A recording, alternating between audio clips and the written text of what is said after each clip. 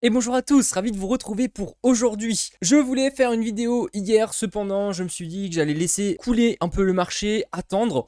Au final, on n'a toujours pas eu ce moment où on va se décider vers où on va aller. C'est vrai que là pour le moment on est encore sur la phase de transition, mais je me suis dit que c'était intéressant de vous faire un petit point d'actualité pour vous montrer en fait qu'il y a eu également un peu de changement sur ces dernières heures. Donc on va voir ça dans un instant et ça commence maintenant.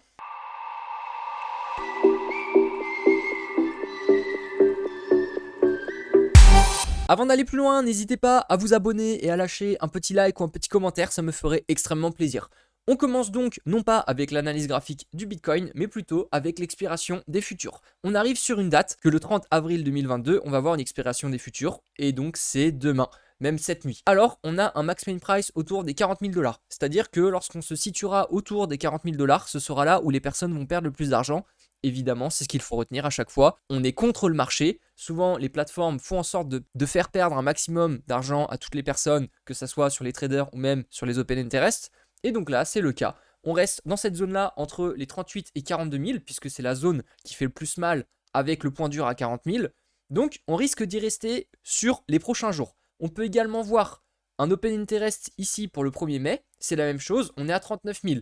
Aujourd'hui, on est à 38 900. Ce ne serait pas étonnant qu'on reste tout simplement pour le moment sur ce max pain price en attendant de venir liquider tout le monde et de justement atteindre ce point qui fera le plus mal. Pour ça, on enchaîne directement avec l'analyse graphique. Donc là, notre Bitcoin, il est toujours sur cette droite de tendance haussière qu'on peut voir ici. On n'a pas fait un point plus bas. On est sur cette droite-là. Dans ce fameux range qu'on peut voir qui est tracé entre les 70 000 et là, le bas du range qui est plutôt à 35 000 qu'on n'a pas encore revisité, même si là, on a cette droite de tendance haussière avec les points bas qu'on a fait sur les dernières semaines, on peut très bien revisiter autour des 35 000 parce qu'on resterait dans ce fameux giga range. Maintenant, on est toujours dans cette boîte également entre les 42 000 et les 38 000. Comme je vous l'ai montré juste avant, ça correspond à l'expiration des futurs. C'est tout simplement les points cruciaux, les points où on fait le plus mal.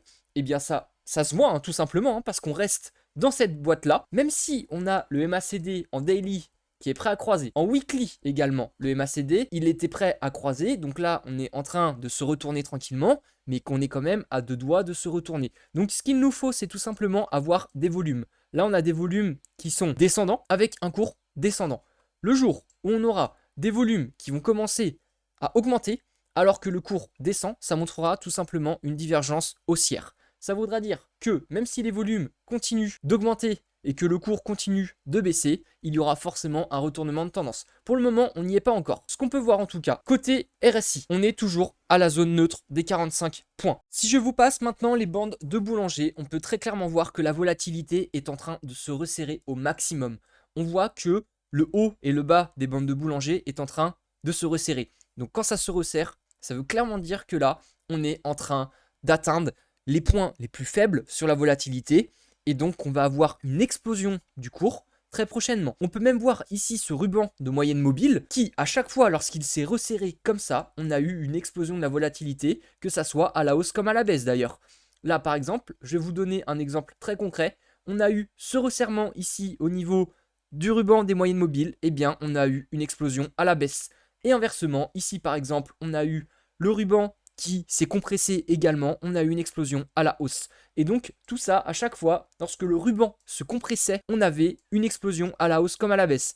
Donc comme je vous le disais, pour le moment, on ne sait pas encore. Maintenant, j'espère vraiment qu'on va avoir cette fameuse tirette. Le problème, c'est que tout le monde l'attend. Tout le monde attend ce fameux retour entre 25 et 30 000 $. Sauf que comme tout le monde l'attend, on ne va pas y aller tout de suite. C'est comme ça, à chaque fois, si toutes les personnes attendent que le Bitcoin monte, tout simplement, on ne va pas monter tout de suite. Et inversement, si on attend la baisse, on n'ira pas plus bas. Lorsque on a fait la baisse ici à 30 000, tout le monde pensait qu'on irait encore plus bas, toucher les 28 000, voire même les 25 000. Évidemment, on n'est pas descendu plus bas. Et même là, les baleines continuent d'accumuler, continuent de racheter. Il y a énormément d'ordres qui ont encore été positionnés. Vous avez peut-être l'impression que je me répète, mais c'était des nouveaux ordres. C'est-à-dire que là, sur la chute qu'on a fait sur ces derniers jours, notamment entre 38 et 40, ça a été d'autres ordres qui ont été remplis par des grosses baleines. Donc, si je vous dis ça, c'est tout simplement que les baleines ne veulent pas lâcher l'affaire. Maintenant, ces baleines peuvent très bien capituler. comme je le disais dans un de mes commentaires dernièrement, ces baleines achètent là. Je peux vous garantir qu'elles ont mis un stop loss assez serré. C'est que, je vais vous remettre le graphique, vous verrez un peu mieux, ce sera un peu plus compréhensible. C'est que si, admettons, on casse les 35 000, donc ça correspond à notre fameux range qu'on a depuis très longtemps maintenant, eh bien les baleines, elles mettent sans doute un petit ordre en dessous autour des 34 500. Ça veut dire que si on casse ce range, eh bien les baleines vont capituler. Si elles capitulent, il y aura une cascade de liquidation. Et qui dit cascade de liquidation dit qu'on va aller encore plus bas et donc atteindre les 25 000 ou voire même les 20 000. Donc ça va vraiment être intéressant de voir si les baleines veulent pas lâcher ces 40 000 $, parce que si elles commencent à laisser le cours descendre, eh bien ça peut être très mal, parce que là par contre, ça peut s'en suivre de cascades de liquidation avec des chutes de prix comme vous n'en avez encore peut-être pas vu si vous êtes arrivé récemment sur le marché. Ça peut faire très mal au mental comme au portefeuille, donc restez quand même prudent. Maintenant, il ne faut pas désespérer. Appliquer le DCA, c'est toujours la meilleure solution. Et pour terminer, je m'arrêterai là avec le Bitcoin pour aujourd'hui. On a notre fameuse moyenne mobile 200 qui continue de monter tranquillement. On est en train d'arriver bientôt aux 27 000. Donc cette moyenne, si vous regardez historiquement, on est quand même allé la retoucher très peu de fois. Et quand on y est allé, on a directement rebondi. Bon, là, le crash de mars 2020, c'était un peu exceptionnel. Mais quand on a fait la dernière tirette en 2018 et qu'on est allé chercher les 3 000 $, c'était tout simplement cette moyenne mobile 200. Donc si jamais vraiment on a, comme je vous le disais, cette cascade de liquidation, eh bien cette moyenne mobile 200 fera office de gros support. Donc on espère aller la retoucher, placer des ordres entre 28 et 30 000, les laisser courir, ce ne sera pas bête. Maintenant, on ne sait jamais, avec un retournement qu'on peut avoir actuellement, comme on a le MACD qui va croiser, que ce soit en daily ou en weekly, il suffit des volumes qui arrivent de je ne sais où, à ce moment-là, le cours peut repartir très vite, vous aurez peur de louper le train, donc appliquer le DCA, comme je le dis, c'est toujours, et je me répète encore une fois, la meilleure technique. J'enchaîne ensuite avec le Zcash. Pourquoi je vous parle de celui-là? Tout simplement parce qu'il est dans une plutôt bonne configuration. On vient de voir qu'on est en train de faire un point bas qui est toujours plus haut que le précédent. Donc on continue un petit peu cette poursuite haussière avec ce bottom qui a été posé autour des 83 $. On est vite retourné à la zone des 200. Bon, évidemment, on s'est fait rejeter. Maintenant, rien n'est dit que l'on continue. Pourquoi Zcash? Tout simplement parce qu'elle vient d'apprendre que Edward Snowden a été un des fondateurs de ce token. Ce token étant lié au privacy coin comme le Monero par exemple, XMR, ça montre quand même il y a des personnes, des personnalités même qui se sont intéressées à la crypto depuis très longtemps, qui n'ont pas tout dit.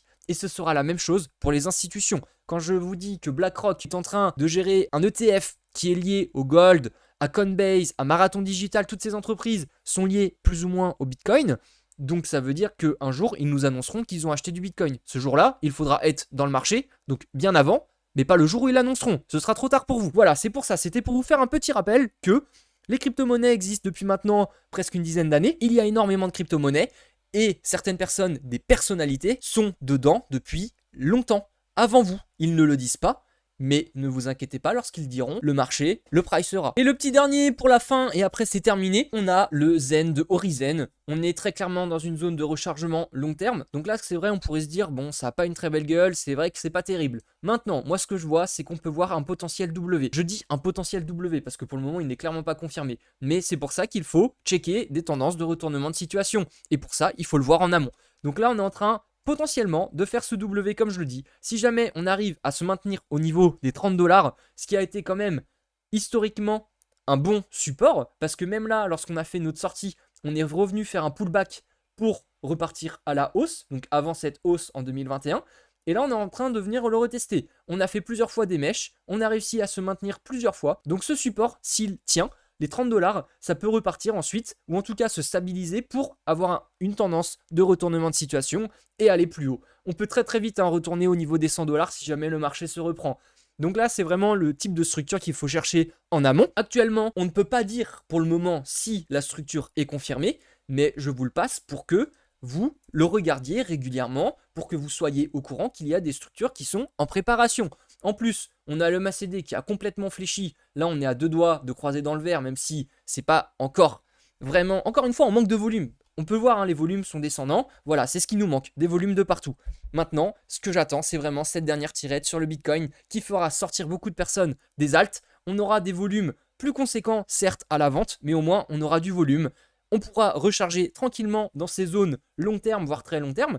parce que ça fait quand même plusieurs alts que je vous passe maintenant en zone long terme, très long terme. Je vais continuer à vous en passer, mais ce n'est pas pour autant qu'il faut rentrer directement. Il faut attendre des bonnes structures, il faut attendre un bon fondamental également, se renseigner sur la crypto-monnaie. Voilà, après c'est à vous aussi de faire le travail. Donc voilà, j'espère que ça vous aura plu. J'en ai terminé pour aujourd'hui. Je vous dis ciao ciao.